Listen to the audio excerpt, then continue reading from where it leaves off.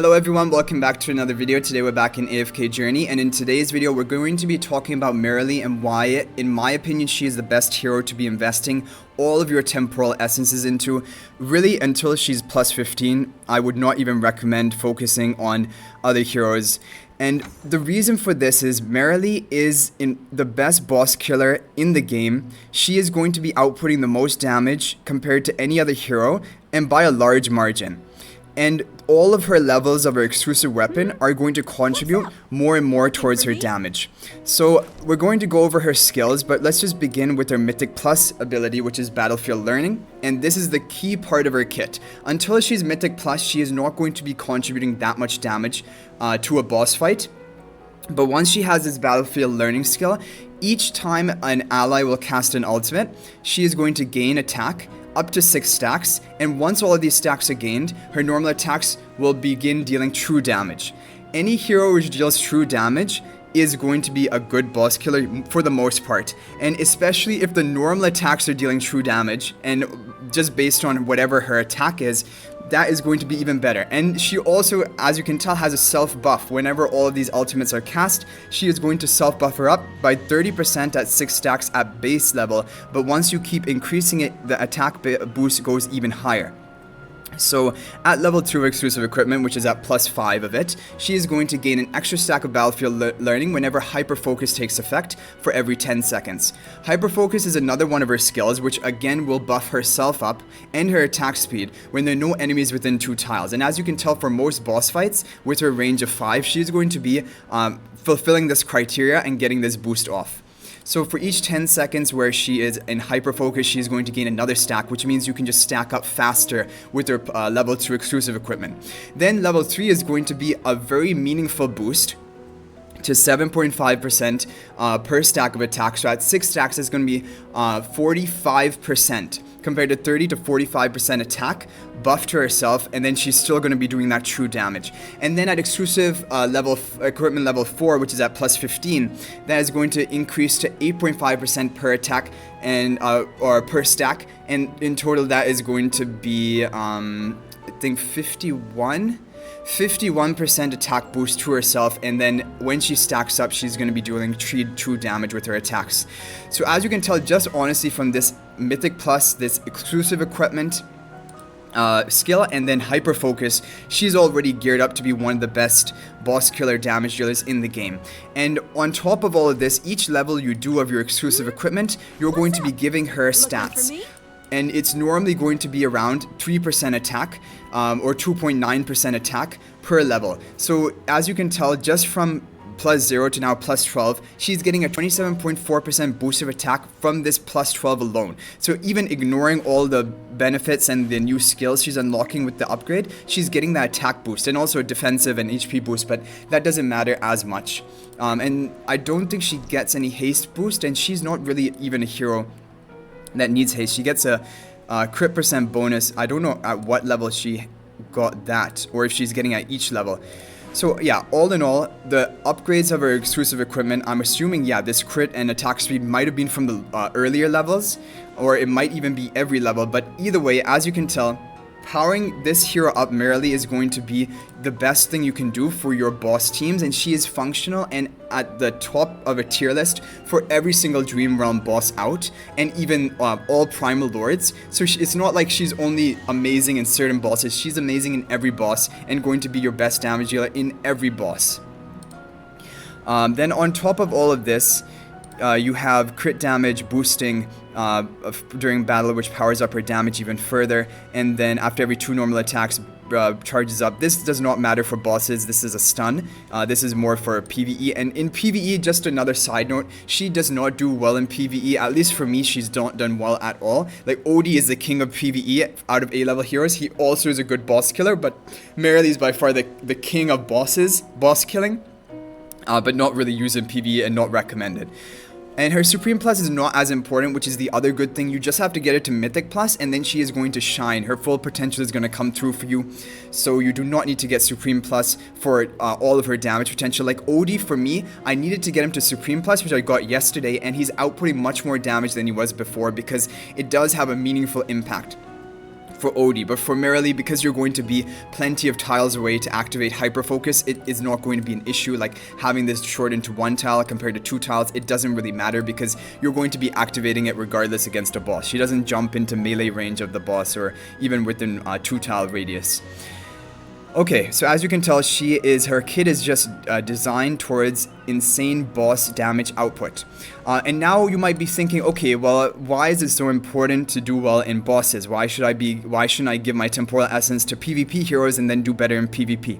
Which is a valid point. If you gave, for example, your temporal essences to Iron, his level plus 10 or exclusive equipment level 3 is going to be one of the best things for PvP. However, if we look at the rewards that you get for the various modes, so in Arena, even if you're finishing in Champion, like let's say you make it to top 100 or top 200 Champion, and this is also doable without even investing much in your PvP team. Low spenders can easily make it into top 200 of Champion, and there are even free-to-play players who can make it into top 200 Champion. It just may take time. And then you're gaining some of these Twilight Essences each week. If you can make it into the top 5 Champion, you just get 6 compared to 3. Per week. And also the thing about these Twilight Essences is don't get like baited and think they are the rarest resource, but as of right now they are not the game-changing resource, because once you get a hero up to level 15 of exclusive equipment, the further levels hardly contribute any stats. They don't unlock any new skills as of right now. So as of right now, this is like completely PvP endgame, squeezing out every little bit of stat points. And honestly, what I've seen is from Merily, from plus 15 to plus 20 exclusive equipment, she only gains 2.5% attack in all those 5 levels. And right now, per level, like from 12 to 13, if I take her, she's going to get almost 2.5% attack. So these ones do not really matter. So the arena rewards in terms of Twilight Essence, at least as of right now, this is not a priority. And even if Twilight Essence was the most needed thing in the game, still, even at top 200 champion, you're going to be getting 3 a week, compared to top 5, you're going to be getting 6. And realistically, like top 5, you're going to have to be spending a lot of money to be able to go top 5 in your server. Even top 20 is very competitive, but like the difference in rewards is not that big of a deal. So this is why I don't think focusing arena is that important. Apart from that, you get some minor increase in arena coins, but all those heroes eventually you're going to unlock from the arena shop, and the difference in points is not that much. So that's why, in my opinion, focusing arena is not good until your PvE is sorted. Then you can focus arena, but arena is like later game. Focus on your dream realm first. So this is why. Because if you can consistently finish in a higher tier of the dream realm, you're going to be earning more of the temporal essences. And this is why Marilee, investing in her is like a temporal essence producing machine. It's like you're investing into something which is going to earn you more back in the future. All other heroes, like if you go for PvP, like Iron is not going to help you in the dream realm. You're going to be finishing in the same position you were finishing before. But if you can get that higher division, that higher ranking, you're going to get a lot, like per day. Like if, for example, you're upper tier, per day you're going to be getting 1 temporal essence extra. So per week that's 7. And these are the most needed resources. Like the Twilight Essences are the rarest, but these are the most needed because so many heroes want to go to exclusive equipment level 10, and it's mainly because you're unlocking new skills. So that is basically what I wanted to talk about, and why focusing your boss teams is the most important thing. I think people already understand this, but don't make a mistake like me, because in my earlier time playing, so this is like the perfect video for you to watch if you haven't spent any temporal essence yet. Give it all to Marilee until she's plus 15. Oh. If you want to, in the meantime, you can take Odie to plus 10. His plus 10 is very beneficial for him. I know I said don't give anyone temporal essences until Marilee is plus 15. That's a bit of an exaggeration. Odie can be taken to plus 10, but all other heroes, do not take them past plus 5. Plus 5, they require the title essences, and those are the blue essences, and those are even purchasable in the Emporium shop. So that you're never going to run out of those if you need them eventually. But with these temporal ones are extremely rare. And what I did as a mistake is I actually thought that Shakir was going to be my key boss killer hero because he has a buff, an attack buff in his radius. But the thing is, he jumps to the boss and all of your damagers are left in the back line and he's not buffing them. So that's a sad thing. So I got him to plus 10, and it's like if I would have those 65 it took to get, or 75 it took to get him there, and also these 65 it took Odie to get to plus 12, which was also a mistake.